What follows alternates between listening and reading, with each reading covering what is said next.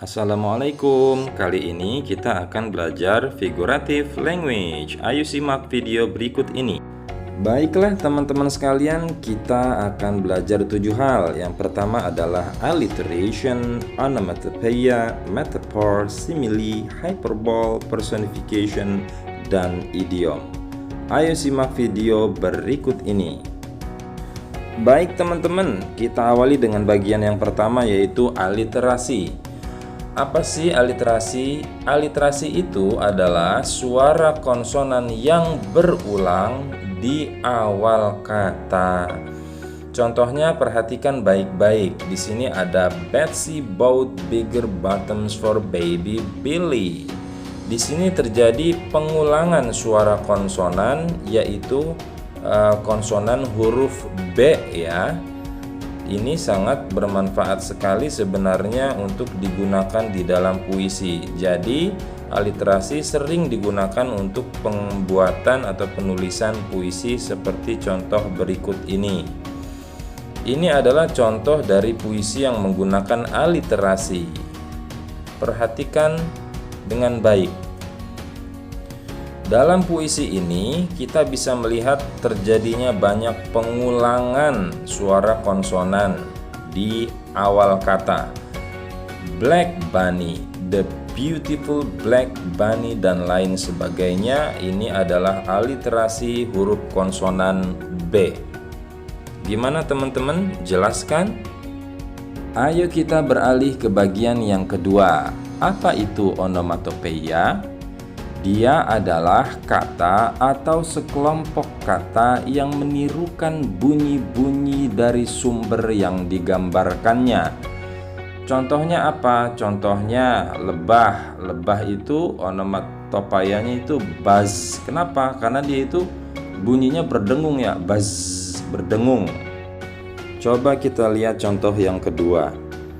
Di contoh yang kedua, klik the button to take the picture ini adalah onomatopoeia. Kenapa? Karena tulisan klik itu sendiri menirukan bunyi dari sumber yang digambarkannya. Dia menirukan bunyi suara tombol saat dia ditekan. Nah, teman-teman, berikut adalah contoh lain dari onomatopoeia. Coba deh kalian perhatikan contoh-contoh di layar kalian ini. Kita bisa menarik kesimpulan di sini bahwa onomatopoeia itu menirukan bunyi dari sumber yang digambarkannya. Sederhana kan? Ayo kita beralih ke bagian yang ketiga, yaitu metafor. Metafor merupakan majas yang menyatakan dua hal yang sama. Nah, contohnya di sini adalah the strawberry was a fresh summer day.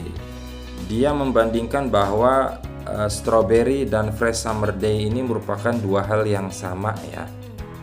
Terusnya lagi rain sama full cold buckets, membandingkan dua hal atau menyatakan dua hal ini adalah sama antara hujan dengan full cold buckets. Berikut ini adalah contoh metafor yang lain. Di sini dia membandingkan antara matahari itu similar, sama dengan a gleaming pearl, dan lain sebagainya. Mudah kan? Baiklah teman-teman, kita beralih ke bagian yang keempat, yaitu simile. Teman-teman, simile berbeda dengan metafor. Kalau metafor itu menyatakan dua hal yang sama, tapi kalau simile ini kita membandingkan. Dia itu majas yang membandingkan sesuatu hal dengan hal lainnya dengan menggunakan kata penghubung atau kata pembanding. Dalam bahasa Inggris, kata penghubung atau pembandingnya adalah like atau as. Contohnya, she was as smart as an owl. Di sini dibandingkan antara dia perempuan dengan burung hantu menggunakan kata penghubung as. Lihatlah contoh yang terakhir. My backpack was like a bag of bricks. Di sini dibandingkan dua hal, yaitu my backpack dengan a bag of bricks dengan menggunakan kata penghubung like. Sederhana kan teman-teman? Untuk lebih jelasnya ayo kita lihat contoh lain berikut ini.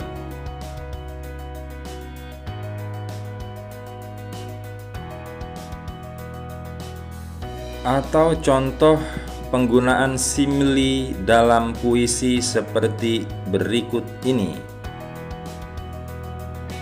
Jelas kan? Baik, sekarang kita beralih ke tugas pertama. Silahkan dikerjakan. Semangat ya. Ayo teman-teman, kita beralih ke bagian yang kelima, yaitu hyperbole. Teman-teman, yang namanya hyperbole itu adalah majas perbandingan dengan gaya bahasa yang melebih-lebihkan dari apa yang sebenarnya. Untuk apa? Untuk menambah kesan dramatis atau memperhebat sesuatu. Contohnya ya, the walk was a million miles long. Perjalanannya itu jutaan mil. I ate 5,000 pancakes for breakfast. Saya makan 5.000 pancake untuk sarapan. Ini hiperbola banget ya. Baik, kita lihat contoh yang lain untuk memperjelas.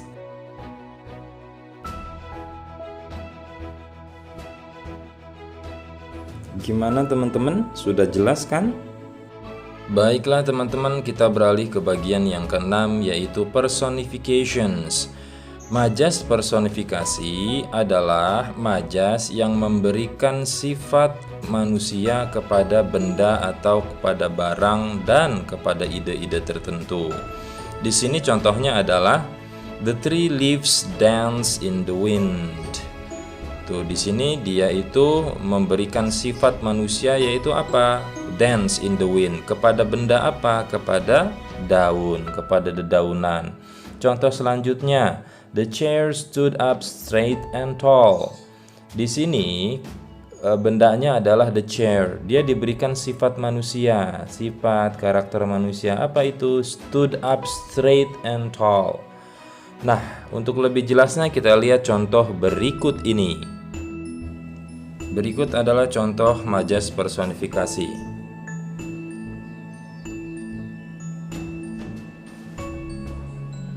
Dan berikut adalah contoh penggunaan majas personifikasi dalam puisi. Baiklah teman-teman, kita beralih ke yang terakhir atau yang ketujuh, yaitu idiom. Idiom itu merupakan frasa yang memiliki makna yang berbeda dari definisi yang terdapat di dalam kamus. Sebagai contoh, lihatlah contoh yang pertama. She didn't want to open that can of worms. Dia tidak ingin membuka. Nah, can of worm di sini bukanlah kaleng yang berisi cacing, tapi can of worms di sini adalah idiom yang bermakna hal atau perilaku yang dapat memperburuk keadaan. Nah, ini memiliki makna yang berbeda dari kamus sehingga dia disebut sebagai idiom. Contoh kedua, the test was a piece of cake. Di sini maknanya adalah ujian itu was a piece of cake.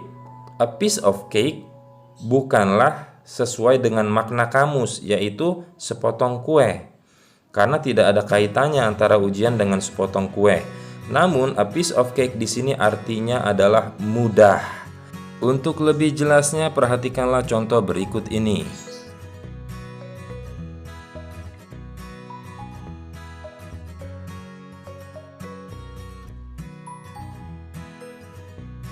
Baiklah, kita beralih ke tugas kedua. Silahkan kalian buka dan kerjakan soal yang terdapat di Google Formulir di deskripsi video di bawah ini. Dan bagi kalian yang menginginkan untuk mempelajari teori figurative language lebih lanjut, silahkan kalian download juga di link Google Drive yang saya sediakan di deskripsi video di bawah ini. Demikianlah pertemuan kita pada kali ini. Mohon maaf atas segala kekurangan. Tetap sehat, tetap jaga kesehatan, tetap semangat belajarnya. Wassalamualaikum warahmatullahi wabarakatuh.